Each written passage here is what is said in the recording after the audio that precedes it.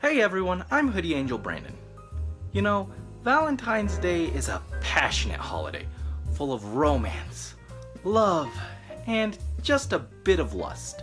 While she may not be a shining example of the first two, Bayonetta strikes me as someone who would be pretty down with that last one. So, in honor of the holiday and the upcoming Nintendo Switch ports of the games, today we're taking a look at Bayonetta and its sequel. By the way, don't tell Yusung that I'm playing this, please? Background information. Developed by Platinum Games and published by Sega, Bayonetta is an action game in which you play as the titular Bayonetta, an Umbra witch who fights the angelic forces of Paradiso. The games are also directed by Devil May Cry creator Hideki Kamiya. Oddly enough, these games do not feature Dante from the Devil May Cry series. The first game was released on October 29, 2009 for PlayStation 3 and Xbox 360, and later ported for PC in April 2017. In 2012, a sequel was announced as a Wii U exclusive, much to many fans' horror. To be sure, it isn't the type of thing normally found on Nintendo, but it does fill a missing spot in the mature section of many Nintendo fans' libraries. And the content wasn't hampered in the transition over, so the only thing about the situation that really hurt the game was the Wii U's rather small install base. In late 2014, Bayonetta 2 and its predecessor were released for the Wii U. Unlike the first game, which was ported for PC in 2017, the sequel remained Nintendo exclusive. A third entry in the franchise, as well as ports for the first two installments, have been announced for the Nintendo Switch. Beyond its main series, the Umbra Witch has enjoyed a fair bit of popularity. The first game received an anime film adaptation, and Bayonetta was even added into Smash 4 as the final DLC character, and she's just as powerful as in her home games. Psh, whatever, it's nothing my boy Lucas can't handle. If you need to learn how to talk to a lady, ask your mum. Top 10 sickest anime burns! Finally, these games are rated M, and for really good reason. Like, geez, seriously, it's got everything. Violence, gore, foul language, and of course, lots of suggestive content. Right down to a little more than partial nudity. Only a few well-placed obstacles obscure the player's view, and even then, not much is left to the imagination. This is not my usual cup of tea, but we're gonna give it a go all the same. Today, we're going to be taking a look at both the original game and its sequel. It's a buy one get one free review. Bonus round! Story and characters. The world of Bayonetta is divided into 4 realms. 3 main realms, Paradiso, Inferno, and the human realm, representing heaven, hell, and our world respectively, as well as a realm known as Purgatorio, a sort of middle ground where angels and demons fight. As one would guess, angels represent light and demons dark. To watch over the light and dark, 2 human clans with extraordinary powers existed, the Lumen Sages for the light and the Umbra Witches for the dark. Our protagonist, the titular Bayonetta, belongs to the second camp. In the first game, Bayonetta is on a search for clues about her past and missing memories. The only clue she has is to search for gemstones known as the Eyes of the World. With that in mind, she sets off for the last known location of one of the stones, the city of Vigrid in Europe. Determined to unravel the mysteries of her past and slay a ton of angels on the way. Naturally, the second game has spoilers for the first, so I'll try and summarize while being as vague as possible.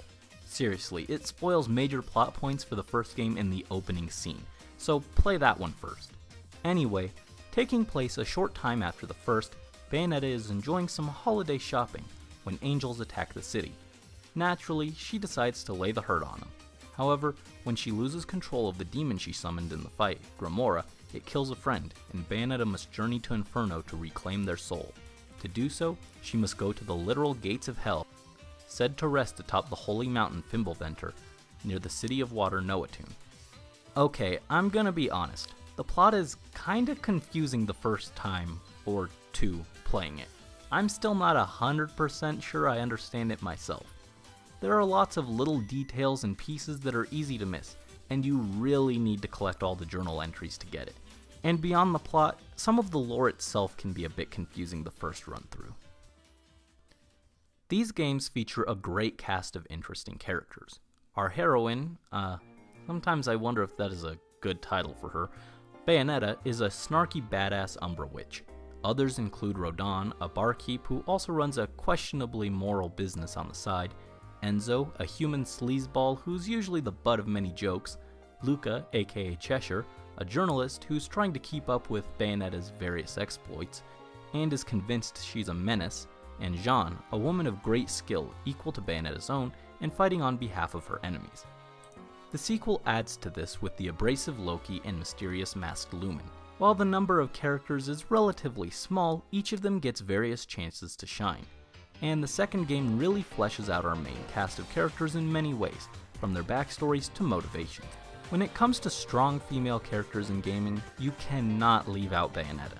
She is not some helpless princess who needs a man to come save her. Certified 100% badass. Each day she slays angels to send their souls to Inferno, lest demons take hers instead. Now that's a real do-or-die job right there. And by the way, these angels aren't the cute and cuddly cherubs or tall, regal, and elegant ones most people think of these days. These are twisted and terrifying beasts just as horrifying, if not more so than a demon. Just like the original angels were described as. And it's awesome. Guys, I'm a little worried. I'm Hoodie Angel Brandon, and Bayonetta doesn't like angels. I think I might need a bodyguard or something. However, in the sequel, our favorite witch has to contend not just with the myriad of angels, but also the demonic forces of Inferno. Everyone's clamoring for a piece of Bayonetta's amazing lollipop. And while some argue that she's just a fan service character, I disagree. There is a ton of fan service, don't get me wrong, but Bayonetta is clearly in on it, doing it as part of her personality. She's perfectly aware she's got a rockin' body, and she's not afraid to show it off. If anything, that at the very least makes her more confident and self-assured than me, and she just oozes snark. I adore her so much. In the sequel, she's sporting a new look with a new set of guns, a blue-colored motif, and shorter hair.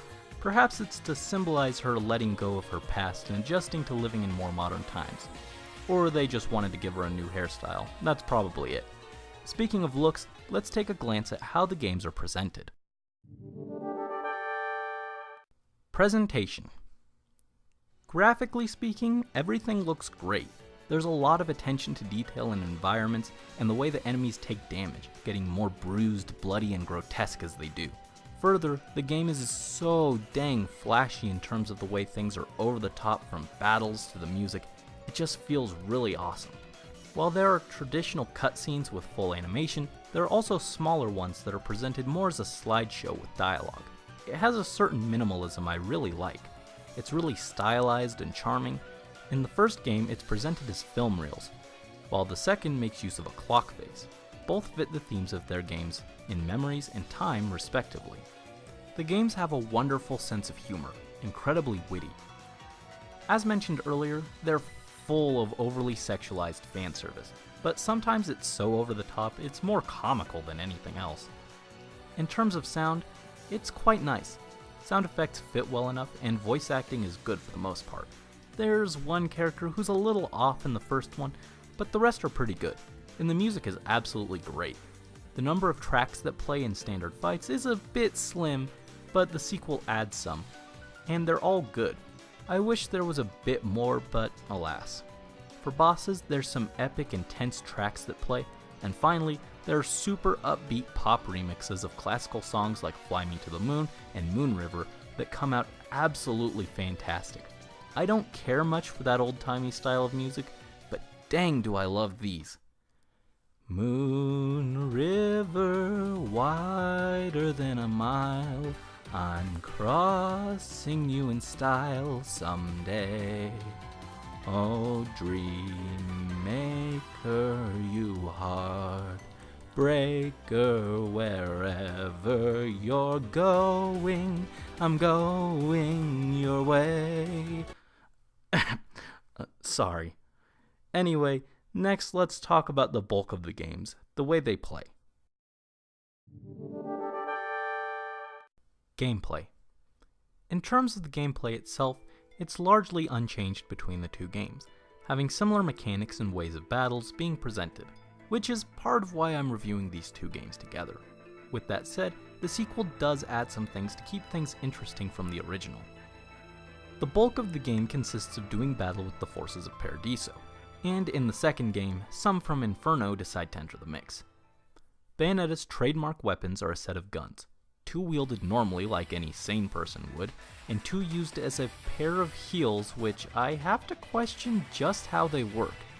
The guns themselves change between games, but both Scarborough Fair from the first game and Love is Blue from the sequel serve as her standard weapons.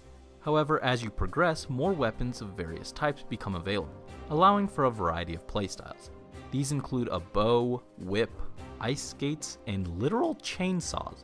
And I thought Link had a massive arsenal in Breath of the Wild. Bayonetta can make use of these weapons by stringing together combos of punches and kicks, and when using guns, holding the button after an attack will cause her to fire bullets, which are helpful for racking up points and keeping a combo going between attacks. Further, after executing certain combos, she can summon the gigantic limbs of infernal demons to deal devastating punches and kicks, and actually gave me a good reason to try and learn combos instead of button mash my way to victory. These are called Wicked Weaves, and serious boss fights let you use them for all your attacks, making it really feel like Bayonetta is taking off the kitty gloves and getting serious. The sequel also added a mechanic called Umbran Climax that lets you temporarily use this outside of boss battles, at the cost of magic. When being attacked, a perfectly executed dodge allows you to enter Witch Time, slowing down baddies and putting the hurt on them and chaining combos easier. It's also needed to progress on some puzzles. Finally, as her finishing move for big baddies, she can summon huge demons by manipulating her hair, which is actually what her bodysuit is made of, and causes her to lose most her clothing when she does so. It's really cool, and kinda gross. I mean the fact that she wears a suit made out of her hair, not the demons. They're just straight awesome. They tear into the enemies in spectacular fashion. It's just super satisfying to see after a long, hard fight. Speaking of enemies, the enemies are incredibly imaginative takes on angels and various concepts, like justice, temperance, and so on. And in the second game, demons as well, with concepts such as greed, sloth, and resentment. There's a good deal of variance to them in how they fight, and the various combinations the game throws at you keeps things interesting. In the first game, some of these enemies can get a bit absurd with combos that can deplete half your health in one hit, and being immune to Witch Time. Great if you love a challenge, but a bit annoying for casual play. The second game adds aerial and underwater battles, again keeping things interesting. Upon slaying angels, you receive halos, which function as your in-game currency, and can be traded into Rodon at his shop, the Gates of Hell, for various items, weapons, techniques, and of course, Bayonetta couldn't be the queen of fan service without unlockable costumes, some of which are actually based off Nintendo characters in the Nintendo versions of the game, which is hilarious. In between fights, you can explore and break things to get items used in concocting various power-ups like lollipops, among other things. You can also find the aforementioned halos, as well as journal entries that explain more of the game's lore and are absolutely essential to fully understanding everything. Each chapter is divided into sets of fights referred to as verses. Some of the verses are hidden in the level and require backtracking. It's a little annoying. They're also often very well hidden, and it's probably the most frustrating part of the game. If you miss a verse, it will count against your score at the end of the chapter, so completionists beware. On that note, the various verses will grade you on how high your combos were, the amount of time the fight took, and how much damage you took, giving a medal from stone, bronze, silver, gold, platinum, and pure platinum for perfect scores. At the end of a chapter, you get a trophy based on all your medals. Just some added incentive to get better, as I really got sick of all the stone trophies I was getting. Now I average between silver and gold on most stages. With that said, I found the first game a bit tougher than the second. The enemies there felt harder, and I'm not particularly good at these kind of games anyways. I'm bad at combos and get flustered and start mashing buttons. Ah well, I prefer the combat in 2. I don't know if it's just my imagination, but it feels a little easier, smoother, faster, all at once. Well, mostly smoother. In the sequel, I encountered a few glitches in my playthroughs. One had Bayonetta get stuck in the water for about a minute, and the other, look at her go. Rock on, Bayonetta. You do whatever this is, you majestic woman, you. They weren't game-breaking by any means, more funny than anything. I just kinda wanted to mention them. Both games also have everyone's favorite mechanic, escort missions. At various points, you'll have an NPC you have to protect, but these games are maybe one of the few examples of an escort mission that doesn't completely suck. Don't get me wrong, it's still slow and annoying compared to running around shooting up baddies, but it's not awful. That's because they get shields, which can take quite a bit of abuse, leaving plenty of time for you to do your thing before having to worry about them. There are also a few levels where you pilot a vehicle and shoot stuff up. I personally don't care for these, but Speaking of things I don't care for, the first game has a lot of quick time events. The second game got rid of most of these, though there are a few in some boss fights, but it fits well enough there. They're just minor enough that they aren't a hassle. That about wraps up my thoughts on the gameplay, so now let's hit the climax. Verdict. While perhaps most well known for flashy, over-the-top sexiness, Bayonetta still stands strong as a great game series, with so much more to offer under the surface, much like the character herself. With great battles, an interesting if not a little confusing plot, and a well fleshed out world, there's a lot to love with the Umber Witch. If you love action games with tough combos, snarky badass characters, or even just tons of fan service, I highly recommend these games. Between the two, I prefer the second one a bit more, but they're both fantastic. That's not to say I think 2 is strictly superior. I found the final battle in the original to be far more satisfying. I just liked a lot of the small additions like the Umbran climax and the expanded roster of enemies, but of course you should really play both to get the full experience. I always thought Bayonetta 2 was one of the best Wii U exclusive games, and a must-own for the console. Now that they're on the Switch, I think it and its predecessor will be awesome additions to its library, and it's great that it's available to more people. Seriously, if you either skipped it on the Wii U or skipped the Wii U entirely, it's definitely worth taking a look at. Just, make sure you're old enough or whatever. So that's Bayonetta and Bayonetta 2 for Valentine's Day. For some reason. Why did I do this again? Regardless, thank you all so much for watching as always. Now, this is where I'd normally give you a over-the-top dance sequence in traditional Bayonetta style, but I'm actually a bit busy. Now, if you'll excuse me, I've got some romantic dinner plans. Until next time, happy Valentine's Day, everyone.